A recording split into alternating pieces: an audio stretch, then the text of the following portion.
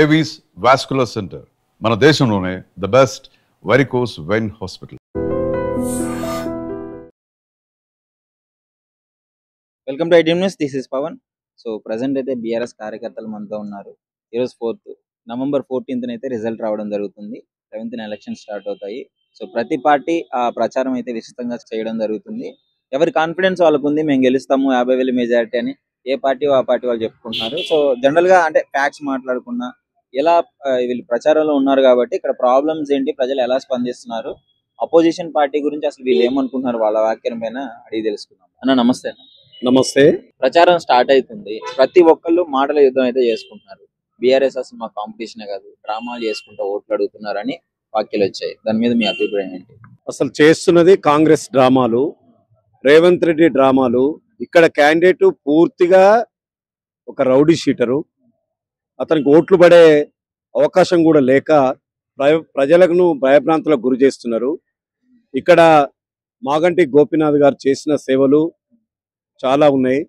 ఏ apartment పోయినా, ఏ వ్యక్తిని అడిగినా, ఏ ఓటర్ని అడిగినా కూడా ఆయన చేసిన కార్యక్రమాలు చాలా మంచి కార్యక్రమాలు ఉన్నాయని ప్రజలే స్వచ్ఛందంగా వచ్చి మాగంటి సునీతను, గోపీనాథ్ గారిని గెలిపేయడానికి కంకణం కట్టుకొని సిద్ధంగా ఉన్నారు. బీజేపీ నుంచి ప్రముఖులు టెండర్లు వేసి చాలా దోచుకున్నారు, కమిషన్లు తీసుకున్నారు అని చెప్పేసి, రౌడీ షీటర్లు అని చెప్పేసి మిమ్మల్ని బీఆర్ఎస్ మాగంటి గోపీనాథ్ గారిని అంటే జరిగింది. బీజేపీ వారు పස්සలేని అర్ధరహిత వ్యాఖ్యలు చేస్తున్నారు. మాగంటి గోపీనాథ్ గారు ప్రజలలో మమేకమైతూ ప్రజల యొక్క అభిమానాన్ని చూరగనుకొని 3 సార్లు వారు గెలవడం జరిగింది. వారు ఎంత మంచి వారైతే 3 సార్లు గెలిచారో బీజేపీ వారు అర్థం చేసుకుంటే మంచిది. బీజేపీ వారికి 3 సార్లు నిలబడ్డా ఏనాడు కూడా డిపాజిట్ కూడా దక్కలేదు. వాళ్ళకు ఓన్లీ కనీస ఓట్లు మాత్రమే సంపాదించుకున్నారు తప్ప ఇప్పుడు కూడా వారికి పూర్తి స్థాయిలో డిపాజిట్ రాదు, డిపాజిట్ కూడా దక్కదు. గెలిచేది మాత్రం సునీత, గోపీనాథ్ గారే తప్పనిసరిగా గెలుస్తున్నారు. ప్రజలు సిద్ధంగా ఉన్నారు, ఓటర్లు సిద్ధంగా ఉన్నారు, ఓటేయడానికి కంకణబద్దులై సిద్ధంగా ఉన్నారు. నవీన్ యాదవ్ గారి గురించి ఏం చెప్పదలుచుకున్నారు? నవీన్ యాదవ్ గారి గురించి ఈ నియోజకవర్గ ప్రజలకు అందరు కూడా ఎరికే. గతంలో ఆయన 3 సార్లు నిలబడడం జరిగింది. నిలబడ్డా కూడా ప్రజలు తిరస్కరించారు. వాళ్ళందరినీ కూడా ఓడగొట్టి పంపడం జరిగింది. వారి గురించి తెలియదు కాదు. నమస్తే. ఏంటి, ఎలా జరుగుతుంది ప్రచారం అయితే బాగా నడుస్తుందన్న, మాకు కాన్ఫిడెంట్ ఉన్నది. ఖచ్చితంగా బీఆర్ఎస్ పార్టీ గెలుస్తున్నాం. బీఆర్ఎస్ కి అప్పుడంటే ఏదో వచ్చారు, ఈసారి నవీన్ యాదవ్ గారు లోకల్ అతను పెట్టారు, 50,000 మెజార్టీ కాంగ్రెస్ కి అని వాళ్ళ కాన్ఫిడెన్స్. ఇప్పుడు ఫైట్ నడుస్తున్నది నవీన్ యాదవ్ కో సునీతమ్మకు కాదన్న, ఫైట్ నడుస్తున్నది కాంగ్రెస్ వర్సెస్ బీఆర్ఎస్. అంతే కదా. ఆ వ్యక్తిత్వం యూజ్ అవ్వదంటారు. లోకల్ నాన్ లోకల్ అనేది వ్యక్తి కాదు. కేటీఆర్ గారు చేసినటువంటి మంచితనం, కేసీఆర్ చేసినటువంటి అభివృద్ధి పనులే ఈ రోజు కారును బంపర్ మెజార్టీ మీద గెలిపించబోతున్నాయి. మరి ఎందుకు ఓడిపోయింది లాస్ట్ టైం అంత మంచిగా చేస్తాం? రేవంత్ రెడ్డి అడ్డగోలు హామీలు ఇచ్చిందన్న, అసలు సంబంధం లేని హామీలు ఇచ్చిండు. ఆ హామీల వల్ల ఏమైందంటే హైదరాబాద్ ప్రజలు కరెక్ట్ రిజల్ట్ ఇచ్చారు, కాకపోతే కరెక్ట్ రిజల్ట్ ఇచ్చారు. కాకపోతే మారుమూల ప్రాంతాల్లో ఉన్నటువంటి ప్రజలు ఏం చేశారు అంటే ఆశపడ్డారు. ఏం ఆశపడ్డారు? మాకు 4,000 పింఛన్లు వస్తాయని ముసవాళ్ళు ఆశపడ్డారు. రైతు దేశంలో ఎక్కలేని పథకంలో కేసీఆర్ రైతు బంధు పథకం పెడితే మీరు ఇస్తున్న 10,000 కాదు, రేపు డిసెంబర్ 4వ తారీఖు నుంచి 15,000 ఇస్తాడు. అదేవిధంగా నిరుద్యోగులకు ఏం చేసిండు? ఒక సంవత్సరం లోపల 2 లక్షల ఉద్యోగాలు నింపుతామన్నాడు. ఆ నింపుడు దేవుడేరుగా కేసీఆర్ గవర్నమెంట్ లో వచ్చినటువంటి ఉద్యోగాలను నేను ఇచ్చినా అని డబ్బు కొట్టుకొని చెప్తున్నాడు. అసలు సీఎం ఆ రకంగా మాట్లాడాడు, చాలా దురదృష్టకరం. అసలు మా సీఎం అవుతున్నందుకు మేము చాలా ఫీల్ అవుతున్నాం. కాబట్టి ఇవాళ మా జుబ్లీస్ అన్నదమ్ములు, అక్క చెల్లెలు ఏమంటారు అంటే ఖచ్చితంగా రేవంత్ రెడ్డికి బుద్ధి చెప్పాల్సిందే ఈ ఎలక్షన్ లా. అట్లయితేనైనా ఆయన పనులు చేయకపోయినా బాధ లేదు, కానీ ఆ తప్పుడు వాగులు బంద్ చేసేటే మన ఒక చిన్న బాధ. కాబట్టి ఇవాళ మా జుబ్లీస్ లో అన్నదమ్ములు అందరూ ఎడ్యుకేటెడ్లే కాదు. నిన్న లేదు మొన్న మా పక్క డివిజన్ లో వచ్చి సీఎం మాట్లాడుతున్నాడు, పక్క డివిజన్ లో నేను 400 కోట్లు ఖర్చు పెట్టినాడు. 40 రూపాయలు పెట్టలేవు, 400 కోట్లు పెట్టినావని ఎట్లయితుంది అన్న? ఆల్రెడీ హరీష్ అని అంటున్నాడు, నీ శాతనైతే చేయి, చేయకపోతే నేను సంవత్సరంలో చేసి పెడతాడు. నీకు శాత కాకపోతే నువ్వు దిగిపో, హరీష్ అన్న చేసి పెడతాను డైరెక్ట్ లైవ్ అని చెప్పిండు. యావత్ తెలంగాణ ప్రజానికం ఏంటంటున్నది అంతే తప్ప ప్రతిసారి పైసలు లేవు అంటే నువ్వు కేంద్రానికి పంపిణీ పైసలు ఉన్నాయా? కేసీఆర్ మొత్తం ఖజానా మొత్తం ఖాళీ చేసి వెళ్ళిపోయింది, అందుకే మా దగ్గర లేవు అని చెప్పేసి చాలా సార్లు చెప్పిండు. మీకు అనిపిస్తలేదా అన్న? కాళేశ్వరంలో ఎన్ని నీళ్ళు అయినా, ఎన్ని లక్షల ఎకరాల భూమి పంట వంతం తెలుస్తలేదా? ఎన్ని గంటల కరెంట్ ఉంది ఇప్పుడు మీకు తెలుస్తలేదా? అవునా? ఎంతమంది నిరుద్యోగులను ఆయన ఆదుకున్నాడు. ముసలిలో నువ్వు కేసీఆర్ అంటే ఇప్పుడు తన పెద్ద కొడుకు అన్నాడు, కళ్యాణ లక్ష్మి ఇచ్చిండు, షాదీ ముబారక్ ఇచ్చిండు. అవునా? హైదరాబాద్ లో కూడా గవర్నమెంట్ ఇల్లు కట్టిండు. కేసీఆర్ కట్టినటువంటి ఇళ్ళని తీసుకొచ్చి ఆయన ఇచ్చి మేము కడుతున్నాం అనే మాట మాట్లాడుతున్నారు రేవంత్ రెడ్డి. అంటే మంది కుట్టిన పిల్లలు మా పిల్లలు అంటే ఎట్లయితుంది అన్న? స్టార్ క్యాంపెయినర్లందరినీ పిలిపించుకుంటున్నారు కాంగ్రెస్ ప్రభుత్వం. ఇప్పుడు సీతక్క కావచ్చు, ఇంకా చాలా మంది రావడం జరుగుతుంది ప్రచారానికి. దాని వల్ల ఏమన్నా ఓట్లు పడే అవకాశం ఉందంటారా? అసలు మీకు ఇంకో విషయం తెలియాలి, ఆ మంత్రులు అందరూ సిగ్గుపడుతున్నారు రేవంత్ రెడ్డి మాటలకు.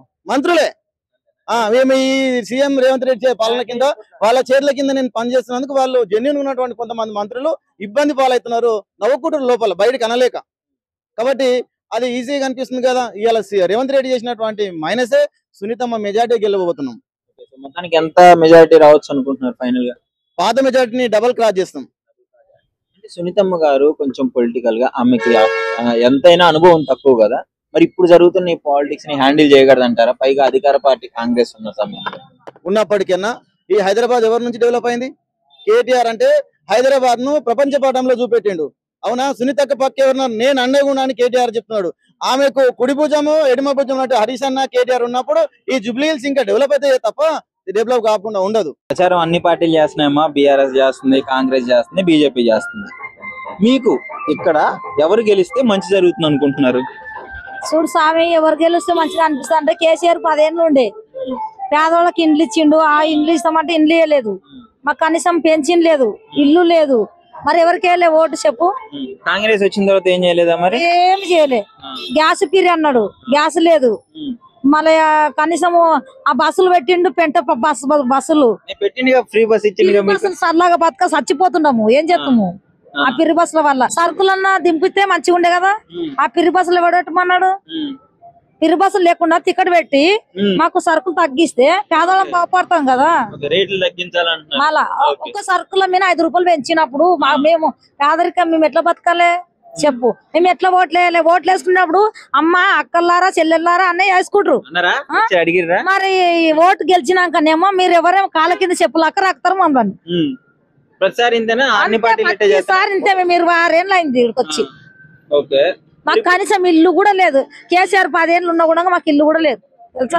వచ్చిన వాళ్ళకి వచ్చినాయి అంతే. మరి మాకు ఇప్పుడు ఈయన వచ్చిందంటే కూడా ఈయన ఏం లేదు. ఆ బస్సులు ఎవడు పెట్టమన్నాడు? పిరి నూనె ప్యాకెట్ ఏమి రేట్లు, కందిపప్పు రేట్లు ఏమి రేట్లు, బియ్యం ఏం రేట్లు. 1250 రూపాయల బియ్యం ప్యాకెట్ 25 కిలోలు 1700 1800 చేసిండు. అన్ని సరుకుల మీద పెంచేసే. బాగా చెప్తున్నావు, మరి మీ సమస్యలన్నీ చెప్పావు. మరి ఇప్పుడు ఇద్దరిని చూసావు. మరి ఇప్పుడు బీజేపీ కూడా పువ్వు గుర్తు వచ్చి మాకు ఒక సహాయం చేయండి, మేము ఛాన్స్ ఇవ్వండి అని అంటుంది. చూద్దామా ఒకసారి? కదా మరి మంచిగా చేస్తే మనకు కూడా మంచిగా. ఇప్పుడు ఆయన మోడీ ఉన్న వాటికి కొంచెం మనకు మేలైంది ఇంతవరకు కూడా. లేకపోతే మనం కూడా ఒక రేంజ్ లో వెళ్ళిపోతుంటే ఏదో కరోనా టైంలో కూడా ఆయన కూడా ఆదుకున్నాడు, మంచిదే, దాన్ని కాదంటలేము. కేసీఆర్ కూడా కొంచెం ఆదపాడిండు, కానీ ఇండ్లు ఇవ్వలేదు మాకు. అదొక పెన్షన్ ఇవ్వలేదు. కడితే వాళ్ళకి బిచ్చపడలా కడుక్కున్నాం కూడా ఇవ్వలేదు. మరి అదేంటి పరిచయం చెప్పు? మొత్తానికి ఇప్పుడు మళ్ళీ కొత్త వ్యక్తికి అవకాశం ఇచ్చి చూద్దాం అంటున్నారు. అవును మరి అంతే కదా. ఇవన్నీ బస్సులు పిరి పెట్టకుండా బస్ ఛార్జీలు పెట్టి మంచిగా సరుకులు తగ్గిస్తే రైతులు బాగుపడతారు కదమ్మా. అవునా కదా చెప్పు? పేదలు బాగుపడతారు కదా. ఈ బస్సులో ఎవడో పెట్టమన్నాడు. ఒక బస్సుకి 2 మనుషులు ఎక్కుతున్నారు తెలుసా, 2 మనుషులు. ఈడ స్టాప్ ఉంటే ఆడపోయి ఆపుతాడు. Hi madam. Hi madam, first ఎలా ఉంది ప్రచారం? ఎలా ఉంది? ప్రజలు ఎలా స్పందిస్తున్నారు? భారతీయ జనతా పార్టీ ఇక్కడ మా అభ్యర్థి దీపక్ రెడ్డి గారు చాలా ముందంజలో ఉన్నాం. ఎక్కడికి వెళ్ళినా కూడా ప్రజలందరూ కూడా అంటే శ్రీనగర్ కాలనీ ముఖ్యంగా ఇక్కడ చూసినట్లయితే దాదాపుగా టీఆర్ఎస్ పార్టీకి 3 సార్లు అవకాశం ఇచ్చింది.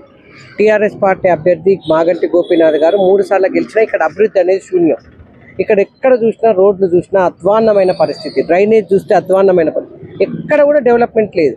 అంటే 3 సార్లు గెలిపించిన వ్యక్తికి ఇక్కడ ఎక్కడ కూడా అభివృద్ధి అనేది లేదు. మళ్ళీ ఈసారి బీఆర్ఎస్ పార్టీ ఓటు అడిగే హక్కు, నైతిక హక్కు బీజేపీ పార్టీకి లేదు. ఎందుకంటే వాళ్ళు ఏం అభివృద్ధి చేయలేదు. వాళ్ళు ఏం అభివృద్ధి చేసిండ్రు? వాళ్ళు ఎవరికి చేస్తున్నారు? ఓన్లీ ఎంఐఎం పార్టీకి అభివృద్ధి, ఓన్లీ ఎంఐఎం పార్టీకి అభివృద్ధి చేస్తున్నారు. ఇంకా ఈ మళ్ళీ సామాన్య ప్రజలు వాళ్ళు ఉన్నది 1 లక్ష మంది ప్రజలకు వాళ్ళు చేస్తుంటే మిగిలిన 3 లక్షల మందికి ఎక్కడ కూడా ఏం చేయట్లేదు. వాళ్ళు ఏం చేసినా కూడా ఎంఐఎం పార్టీకి ఇస్తున్నారు.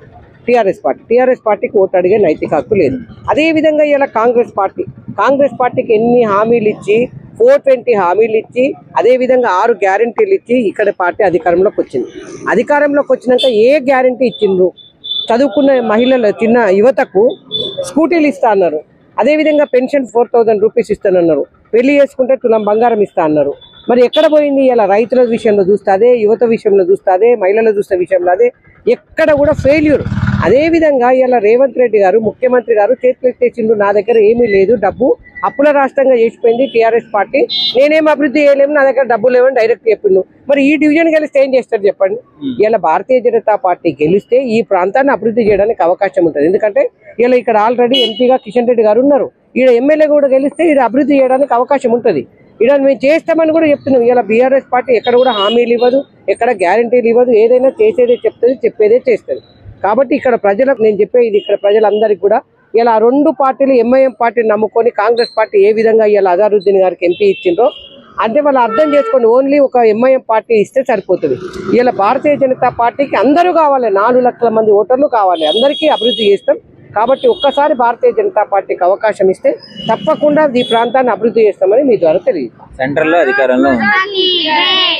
అధికారంలో ఉండి కనీసం స్టేట్ లో మేము ఉన్నాము అనే గుర్తింపు కూడా ఇవ్వలేకపోతుంది బీజేపీ పార్టీ అని చెప్పేసి. అరే ఏం మాట్లాడుతున్నాయ్యా? మాకు అధికారం లేదు, మేము ఎట్లా గుర్తు? ఇప్పుడు ఏదైనా కూడా అధికారం ఉంటేనే కదా. ఇలా ఎమ్మెల్యే ఉంటే ప్రజలు సెంట్రల్ లో అధికారం ఉంది, స్టేట్ లో కనీసం ఎఫెక్ట్ చూపించలేకపోతుంది. అదే నేను ఏం చెప్తున్నా, తప్పకుండా మాకు కూడా అవకాశం వస్తుంది. మేము కూడా మొన్న 8 మంది ఎంపీలు గెలిచినాం కదా. ఇలా ఇక్కడ ఉన్న 17 ఎంపీలలో ఒకటి ఎంఐఎం పార్టీకి గెలిస్తే ఇంకా మిగిలిన 8 కాంగ్రెస్ కి ఇచ్చిండు, 8 బీజేపీకి ఇచ్చిండు. ఇలా నరేంద్ర మోడీ గారు చేస్తున్నారు. ఈ రాష్ట్రంలో వీళ్ళు ఎవరైతే ఓటు బ్యాంక్ రాజకీయాలు చేస్తున్నారో ఆ ఓటు బ్యాంక్ రాజకీయాలే. తప్పకుండా మా ప్రాంతంలో ఇలా నరేంద్ర మోడీ గారు అధికారంలోకి వచ్చి దాదాపు 12 సంవత్సరాలు కావస్తున్నారు. 12 సంవత్సరాల్లో ఎక్కడ అవినీతి కానీ అక్రమం కానీ ఎక్కడ లేదు. ఇలా అభివృద్ధి ఎక్కడ చూసినా అభివృద్ధి జరుగుతుంది ఇలా నరేంద్ర. కాబట్టి ప్రజలు ఒక్కొక్కటి అర్థం చేసుకుంటారు. వీళ్ళు ఏదైతే ఓటు బ్యాంక్ రాజకీయాలు చేస్తున్నారో దాన్ని ప్రజలు తిప్పికొట్టే రోజు దగ్గరకు వచ్చింది. తప్పకుండా భారతీయ జనతా పార్టీని ఆదరిస్తారు. కాంగ్రెస్ ఇప్పుడు నవీన్ యాదవ్ గారి గురించి ఏం చెప్తారు? ఇలా కాంగ్రెస్ పార్టీ ఎట్లాంటి అభ్యర్థి ఎట్లాంటి వాడో నేను చెప్పాల్సిన అవసరం లేదు. ఇక్కడ నేను తిరుగుతున్న క్రమంలో ప్రతి ఒక్కరు కూడా చెప్తున్నారు ఏ విధమైన మాఫియా ఉంది, ఏ విధమైన గుండాయిజం ఉన్నదని నేను చెప్పాల్సిన అవసరం లేదు, ప్రతి ఒక్కరు కూడా చెప్తున్నారు. కాబట్టి ఇలా కాంగ్రెస్ పార్టీ ఎవరిని నమ్ముకుంటున్నది? ఎంఐఎం అభ్యర్థిని, ఎంఐఎం పార్టీ నుంచి నిలబడ్డ అభ్యర్థిని తీసుకొచ్చి కాంగ్రెస్ పార్టీ నుంచి ఇచ్చిందంటే మనం అర్థం అంటే కాంగ్రెస్ పార్టీకి అభ్యర్థి లేనట్టే కదా. మీరు చెప్పండి. అట్లాంటి అభ్యర్థిని ఇచ్చిండు అంటే మనం ఆలోచించాల్సిన అవసరం ఉంది. ఇలా వాళ్ళకి అభ్యర్థే లేకుండా ఒక ఎంఐఎం పార్టీ నుంచి తీసుకొచ్చి ఇచ్చిండ్రు. అదేవిధంగా ఆయన హిస్టరీ, వాళ్ళ ఫాదర్ హిస్టరీ చూస్తే అర్థమవుతుంది కదా. వాళ్ళ ఫాదర్ ఏం చేసిండు, వాళ్ళ ఇప్పుడు ఏం కొడుకున్నాడు, ఏం చేస్తున్నాడు, ఏ విధంగా బెదిరింపులకు చేస్తున్నాడు మనం వీడియోలలో చూస్తున్నాం కదా. ఏం నీ సంగతి చెప్తాను ఇట్లా ఇప్పుడే బెదిరిస్తున్నాడు గెలవకముందే. కాబట్టి అలాంటి అభ్యర్థికి ఓటేస్తే ఎలా ఉంటుంది అనేది మనం కూడా ఆలోచించుకోవాలి. ఇక్కడ ప్రజలు కూడా ఆలోచించాలి. జూబ్లీ ఉప ఎన్నికల పోరులో కాంగ్రెస్ బీఆర్ఎస్ పేర్లే ప్రధానంగా వినిపిస్తున్నాయి. బీజేపీ అసలు ఉందా అనే క్యాండిడేట్లే ప్రశ్నించడం జరిగింది. ఇప్పుడు నిలబడ్డ క్యాండిడేట్లు ఎవరైతే ఉన్నారో వాళ్ళు అసలు కాంపిటేటర్ గా అనుకోవట్లేదు. వాళ్ళకి మీరు ఏం చెప్తారు? వాళ్ళకి ఎంతసేపటికి అబద్ధాలు చెప్పి ఇక సోషల్ మీడియాలో ఏదైతే ఉన్నదో లేనిది ఉన్నట్టు, ఉన్నది లేనట్టు చెప్పుకోవడమే వాళ్ళకి అలవాటు. వాళ్ళు ఒకరు చెప్పంగానే సోషల్ మీడియా సర్వే చేసింది అయిపోయింది అని చెప్పి బీజేపీ లేదని వాళ్ళెవరండి చెప్పడానికి? ఇలా ప్రజలు ఆదరిస్తూ ఉన్నారు. మొన్న ఎంపీ ఎలక్షన్స్ అప్పుడు కూడా అట్లానే అన్నారు కదా. ఇలా ఎంపీ ఎలక్షన్స్ అప్పుడు ఓట్లు రాలేదా? కాబట్టి అవన్నీ వాళ్ళు చెప్పుకోవడం వరకు, ఎందుకంటే బీజేపీ వస్తుందనే భయంతోనే వాళ్ళు ఈ విధంగా అబద్ధాలు ఆడుతున్నారు తప్పితే ఏమీ లేదు. ఇలా మాగంటి గోపీనాథ్ గారి వైఫ్ని మేము అడుగుతున్నాం, ఆమె వాళ్ళు ఏం అభివృద్ధి చేసినని మేము మళ్ళీ ఓటు ఎందుకు అడుగుతున్నారు? ఈ 10 ఏళ్ళ అవకాశం ఇస్తేనే చేయలేనప్పుడు మీ పార్టీ అధికారంలో ఉన్నప్పుడే మీరు చేయలేదు. ఈ రోజు ఈ ఒక్క సీటు గెలిస్తే ఏమవుతుంది? అదేవిధంగా టీఆర్ఎస్ పార్టీకి సంబంధించిన ఎమ్మెల్యేలు గెలిచిన వాళ్ళందరూ కాంగ్రెస్ పార్టీలో పోతున్నారు. ఇది గెలిచి కూడా పోదనేది నమ్మకం ఏమున్నది చెప్పండి? ఇది గెలిచి కూడా పోదనేది నమ్మకం లేదు కదా. 10 మంది ఎమ్మెల్యేలు పోయిందా లేదా? కాబట్టి వాళ్ళు చెప్పేటి అన్ని అబద్ధాలు. నిజంగా ఫీల్డ్ లో చూసినట్టయితే బీజేపీ ఇలా ఎక్కడ చూసినా, ఏ ప్రజలు చూసినా కూడా ఇలా భారతీయ జనతా పార్టీని గెలిపించాలని కంకణం కట్టుకున్నారు. ఖచ్చితంగా బీజేపీకి అవకాశం ఇస్తారు. Thank you.